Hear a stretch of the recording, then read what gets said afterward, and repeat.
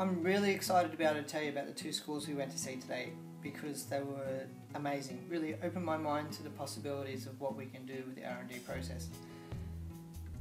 Both the schools serve very similar populations, like quite wealthy families, but in very, very different ways. So the first school that we visited today was the Avenue School.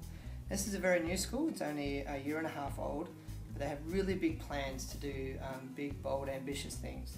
They're looking to open up schools on 5 continents. They have this goal that in time their graduates will have studied or lived on 5 continents by the time they graduate, which is really amazing. And so part of their mission statement is to develop students who are at ease beyond their borders. And I think it's such a great thing to be able to aspire to. The building itself is amazing. When you walk in, it strikes you as soon as you go in there. It's a new building. It's a 10-story, was a factory before, and now it's like a purpose-built school. So they were very lucky that internally the building was completely open. So they've really focused on making sure that the classrooms and the working spaces have lots of natural light. They're really quite open. The classrooms are small, but they have lots of open space, open common space where people can work together and students can go and work in groups and things like that. It's a very comfortable place. Someone mentioned today it's kind of like how they had figured a Google office would be like. It's kind of like a Google school a little bit. One thing that interested me was that there's no formal libraries for any of the schools. So there's no formal library in ES, MS or the high school. There's common spaces where there are curated books on shelves there and managed by the librarians that tie in with the themes that the classrooms are studying at the time. So they use an integrated study approach, understanding by design, and they work with the specialists and the classroom teachers being on the same page and trying to incorporate the theme that they're operating with at the time. They have an immersion program as well in both Chinese and Spanish, and at the moment they're still working with it and getting it off the ground. It goes through until 4th grade. At the moment it's day on and day off, so you have English for one day, Chinese for another day, but it's to do with whatever you're instructing, you're doing it in the language you're operating in that day. So if you're doing math and it's Chinese day, then you do math in Chinese. So that's an interesting concept, and it'll be interesting to see how they progress with that over the coming years. In regard to technology, it's pretty state of the art and you see it throughout the school. That being said, it's very similar to what we're building towards at SAS. So they have one-to-one iPads from K to 5, and then middle school and high school have an iPad but also have a MacBook Air. So it's similar to what we're moving towards.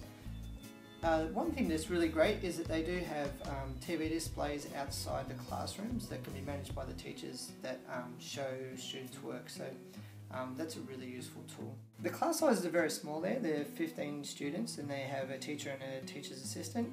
So that teacher-student ratio is very low, which really helps out. So it was a great school to visit and really opened my eyes to possibilities of learning spaces and how that might look in the future at SAS perhaps. The second school we went to was the Dalton school, and this is another amazing school. Serves almost identical clientele.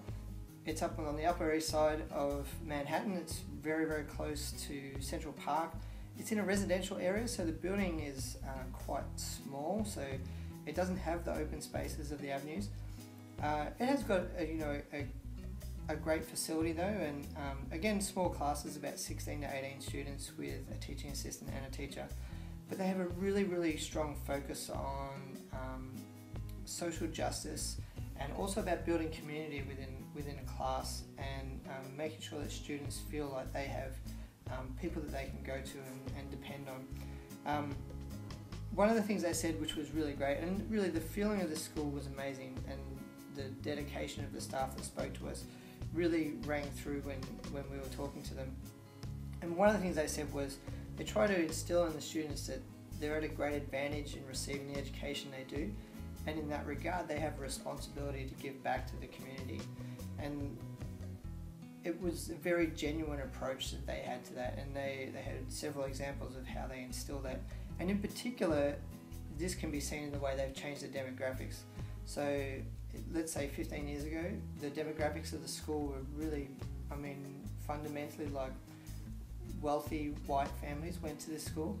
And over a period of time, they've changed their demographics so that 40% of their students are either African American, Hispanic, Asian, or other cultures, to try and build up the diversity in the school. And they've done that through scholarships and other outreach programs. So in that regard, really, that sense of service learning and just building up an understanding of diversity within the community really was such a core piece of this school, and it was obviously something that drew people to go there. They offered, as part of their natural timetabling, they have dance and chess classes, not unlike the school we went to the other day, which is an interesting thing to see. And also the other interesting piece was that they mandate that there's no homework up until 3rd grade. So again, we saw two really amazing schools in my mind. One that was like this, amazing piece of modern schooling in terms of learning spaces and those sort of things, and also having that great goal to build up, global leaders and children who are fluent in a language and also, experiencing other cultures firsthand. And then this other school that really focused on giving kids a great education firstly, but also really making sure that that's balanced with being someone who is thoughtful about their society and the place that they have in it, and that it's a diverse society. So visiting these two schools today really made me sort of think that we're in such a lucky position to be able to do this R&D process at school, and to think really sort of carefully about like what is it that we want to be as SAS in the future. So again, it's an open book as to what that will be, but it's really got me thinking, and I'm super excited about it. So I hope everything's going well in Singapore. I'm really looking forward to telling you a little bit more about what else we see, and I'll see you in the very near future. Have a great day.